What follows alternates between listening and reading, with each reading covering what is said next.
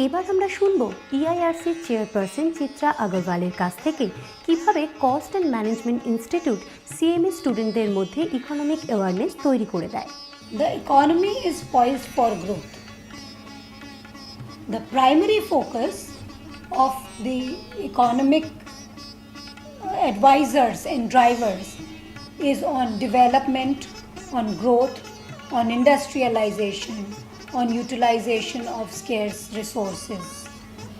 Truly so, today what is required in the economy and for India to grow is massive investment in infrastructure development and along with focus on industrialization.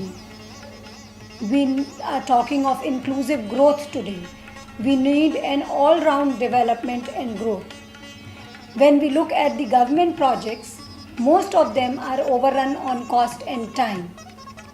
And cost and management accountants can play a very, very vital role in this sphere. The Institute of Cost and Management Accountants has been playing and more so will play in the future a very vital role in the growth and development aspect. Now, how do we think the institute is playing a vital role? Let us go one by one. If we go to the course curriculum, we will find that we cover subjects like cost and management accounting, other than finance and auditing, company law, management information technology, auditing, and so on. We train the students and equip them with the tools like cost. None other profession is really dealing with this aspect, which is the most important aspect. Economic awareness সম্বন্ধে যথাযথ idea তৈরির পাশাপাশি CMA professional হয়ে ওঠার ক্ষেত্রে কর কাঠামোর গুরুত্ব এবং প্রয়োজনীয়তা কতখানি তারই পুঙ্খানুপুঙ্খ বিশ্লেষণ করলেন TB Chatterjee. Cost and management accountant যারা, তাদের ট্যাক্সে একটা বিরাট এরিয়া আছে যেখানে তারা প্র্যাকটিস করতে পারে।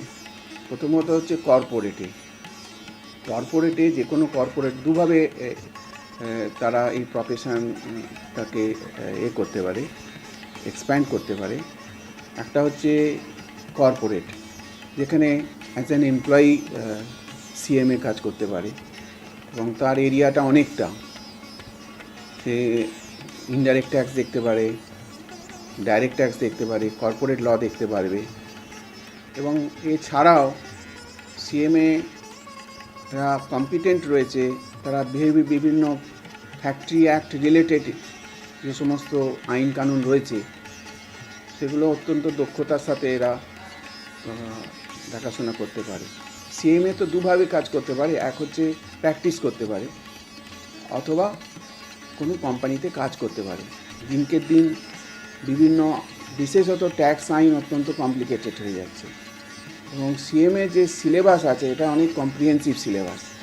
এখানে ডাইরেক্ট ট্যাক্স, ইনডাইরেক্ট ট্যাক্স অত্যন্ত দক্ষতার সাথে শেখানো হয়। কাজে যে কোনো সিএমএ দক্ষতার সাথে এই বিভিন্ন ট্যাক্সেশন যে প্রবলেম রয়েছে সেগুলো কোম্পানির হয়ে হ্যান্ডেল করতে পারে। এটা হচ্ছে কোম্পানিতে অ্যাজ অ্যান এমপ্লয়ি। এছাড়াও একটা বিরাট এরিয়া রয়েছে প্র্যাকটিস, যে ইন্ডিপেন্ডেন্ট প্র্যাকটিস করা। এবং আমি বলবো যে এই ইন্ডিপেন্ডেন্ট প্র্যাকটিসে সিএমএ অনেক গুরুত্ব রয়েছে ইনডাইরেক্ট ট্যাক্সের ক্ষেত্রে। ইনডাইরেক্ট ট্যাক্স বলতে আমরা বোঝাই central excise, custom, service tax, VAT ইত্যাদি ইত্যাদি। সেন্ট্রাল এক্সাইজের বিভিন্ন কাজ রয়েছে, যেমন ভ্যালুয়েশন, সেকশন 4-এর ভ্যালুয়েশন। এখানে সিএমের কন্ট্রিবিউশনটা অনেক বেশি।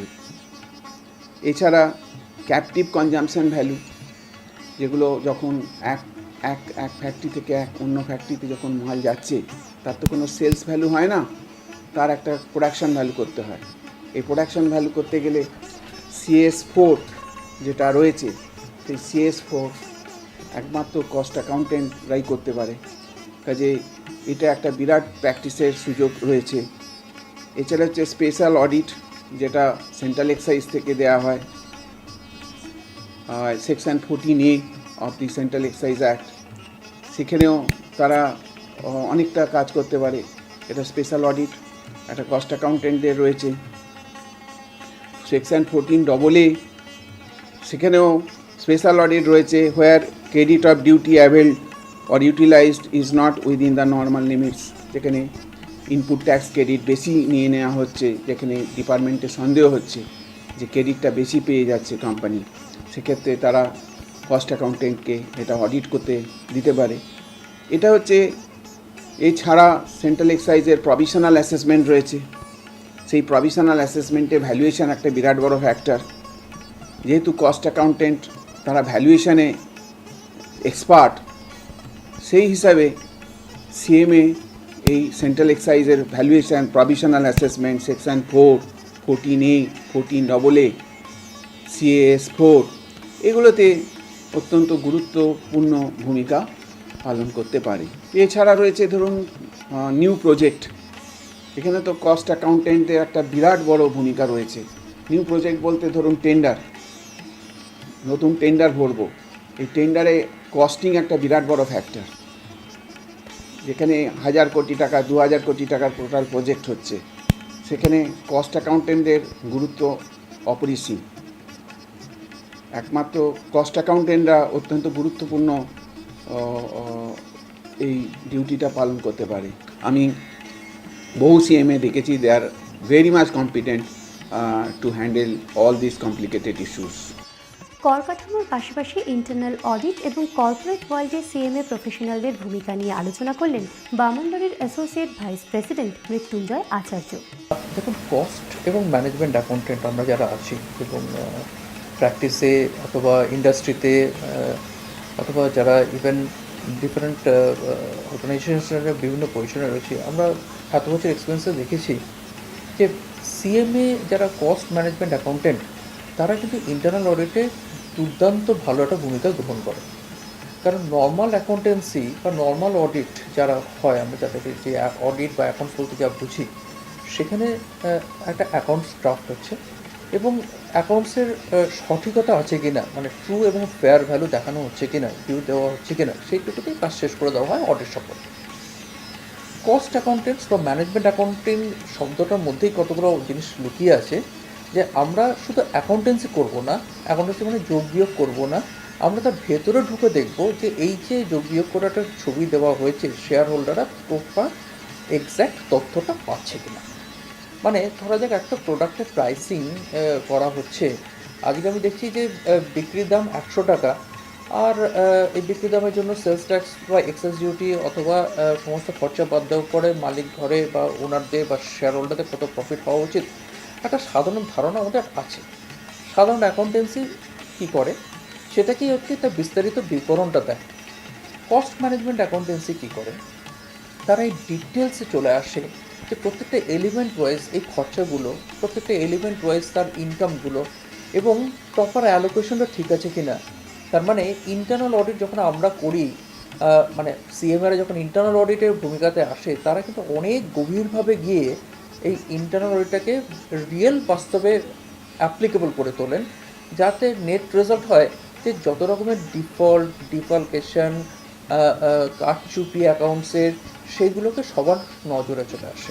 আমাদের কোর্স কারিকুলামটাই এমন যে ফাইনাল লেভেলে, ইন্টারমিডিয়েটে ডেফিনেটলি, ফাইনাল লেভেলে কোর্স কারিকুলামটা এমন যে কোনো স্টুডেন্ট যখন সে পড়াশোনা করে তখন প্রত্যেকটা সাবজেক্ট এমনভাবে জড়িয়ে রাখা আছে যে আমি যখন অ্যাকাউন্টেন্সি করছি তখন আমি ম্যানেজমেন্ট অ্যাকাউন্টেন্সি দেখছি, তখন আমি কস্টিং দেখছি, তখন আমি ট্যাক্সেশন দেখছি, ভ্যালুয়েশন দেখছি। ফলে যে ইনস্টিটিউটের প্রোগ্রামটা এমন ওরিয়েন্টেশনে করা আসে যে একটা ছেলে বা একটি মেয়ে যখন সেই ইনস্টিটিউটে পাশ করে বেরিয়ে আসছে, তার মধ্যে বেসিক প্রিন্সিপালসটা তৈরি হয়ে যায় যে আমি কীভাবে খুঁটিয়ে দেখব। হ্যাঁ, নিশ্চয়ই ইনস্টিটিউট তার জন্য একটা দুর্দান্তভাবে আমাদের তৈরি করে দেয় এবং ইনস্টিটিউটের সিনিয়র যারা আছেন বিভিন্ন প্রোগ্রামে তারা আসেন, তারা আমাদের বলেন, তারা আমাদের বোঝান। আমরা সবসময় নতুন ছেলেমেয়েদের বোঝাই যে দেখো ভাই, এইরকম ঘটনাতে আমরা এইভাবে কাজ করেছি বা তোমরা এইভাবে করবে। একটা ওরিয়েন্টেশন সবসময় চলতে থাকে। আপকামিং 2013-তে নতুন কোম্পানিজ অ্যাক্ট আমাদের দেশে এসছে। পুরোনো 1956-এ কোম্পানিজ অ্যাক্টের বদলে 2013-তে নতুন কোম্পানিজ অ্যাক্ট এসছে। এই কোম্পানিজ অ্যাক্টে ইন্টারনাল অডিটের স্বীকৃতি দেওয়া হয়েছে কস্ট ম্যানেজমেন্ট অ্যাকাউন্টিং প্রফেশনকে। তার মানে অ্যাজ এ কস্ট অ্যাকাউন্টেন্ট আমি, আপনি বা আমাদের সমস্ত স্টুডেন্ট ফ্র্যাটার্নিটি যারা পাস করবে বা বর্তমান মেম্বাররা, তারা ইন্টারনাল অডিটর হতে পারে যে কোনো কোম্পানি, এবং ইন্টারনাল অডিটর হয়ে তারা কী কী করবে বা কী করতে পারে সমস্ত কিছু বিস্তারিত একটা সেপারেট চ্যাপ্টার দেওয়া আছে। ফলে কোম্পানিজ অ্যাক্ট অনুযায়ী, যার আওতায় ভারতবর্ষের সমস্ত কোম্পানিগুলো নির্ধারিত বা তাদের কাজকর্ম চালিয়ে থাকে, এই কোম্পানিজ অ্যাক্টে সরকারি স্বীকৃতি যাকে বলা হয়, রিকগনিশন, সেটা আজকে দেওয়া হয়েছে কোম্পানিজ অ্যাক্টে। এবং এইটা আগামী দিন, মানে অলরেডি শুরু হয়ে গেছে, আজকে থেকে আগামী দিন প্রত্যেকটা সময় ইন্টারনাল অডিটে কস্ট ম্যানেজমেন্ট অ্যাকাউন্টেন্টরা, সিএমএরা অনেক বেশি সুযোগ পাবেন, অনেক ভালো কাজ করতে পারবেন, এবং তাতে সরকার, শেয়ার হোল্ডার্স, এমপ্লয়িজ, সমস্ত কাস্টমার, স্টেক হোল্ডার্স এবং সারা দেশ উপকৃত হবে। অ্যাকাউন্টেন্ট যে জগৎটা, অ্যাকাউন্টেন্সির যে জগৎটা, সেখানে কস্ট ম্যানেজমেন্ট অ্যাকাউন্টেন্সি নামটাই একটা আলাদা পৃথক সত্তা দেয়। যে আমরা শুধু অ্যাকাউন্টেন্সি করি না, আমরা তার সঙ্গে আরও কিছু অ্যাড করি। আমরা ম্যানেজমেন্টের যে অ্যাকাউন্টেন্সি, ম্যানেজমেন্ট কী জানতে চাই, যে আমি কত বিক্রি করলে কত প্রফিট পাবো, আমি কোথা থেকে জিনিসটা ম্যানুফ্যাকচার করালে পরে তার থেকে আমি কি বেনিফিট নিতে পারবো, দেশে বানাবো না বিদেশ থেকে ইম্পোর্ট করব। আমাদের দেশে যখন foreign direct policy, foreign direct investment policy এবং এফআইআই যত উন্মুক্ত হচ্ছে, যত এফডিআই পলিসি ওপেন হচ্ছে, যত ডাইরেক্ট ইনভেস্টমেন্টস আসছে, ভারতবর্ষের ইন্ডাস্ট্রি যত বিদেশে পৌঁছচ্ছে, যত গ্লোবালাইজেশন হচ্ছে, কস্ট ম্যানেজমেন্টের চাহিদা আজকে সর্বোচ্চ বাড়ছে। যেরকম বলি, আজকে ব্যাংকিং ইন্ডাস্ট্রি, আজকে ইন্স্যুরেন্স ইন্ডাস্ট্রি, আজকে shipping industry, logistics industry, transportation, basic manufacturing, oil and natural gas, lubricating and Greece, আজকে আপনি যে কোনো ইন্ডাস্ট্রিতে দেখুন সেখানে একটা সাংঘাতিক রকম ফরেন পার্টিসিপেশন বাড়ছে, এবং আমাদের দেশে বিদেশি কোম্পানির সংখ্যাও যেমন বাড়ছে, আমাদের দেশের সব কোম্পানি বাইরে যাচ্ছে। এটা একটা গ্লোবাল মার্জার অ্যান্ড অ্যাকুইজিশন সিচুয়েশনে প্রত্যেকটা ওনারশিপ গ্রুপ বা প্রত্যেকটা স্টেক হোল্ডারই জানতে চায় বা সবসময় তারা মনে রাখতে চায় যে তাদের অ্যাসেট, সম্পত্তি, প্রপার্টি যেন ঠিকঠাক থাকে। এই হিসেবে কিন্তু প্রত্যেকটা ক্ষেত্রে আজকে কস্ট ম্যানেজমেন্ট অ্যাকাউন্টেন্টের চাহিদা সাংঘাতিক রকমভাবে বাড়ছে। সাংঘাতিক, মানে এটা দেশি কোম্পানিতেও যেমন আছে, বিদেশি কোম্পানিতে আরও বেশিভাবে হচ্ছে, দিনের পর দিন বাড়ছে। একদম ঠিক কথা। ইনকাম ট্যাক্সের একটা কথা বলি, বিদেশি কোম্পানিরা যখন আসে, তারা ভারতবর্ষ থেকে অন্য দেশে যখন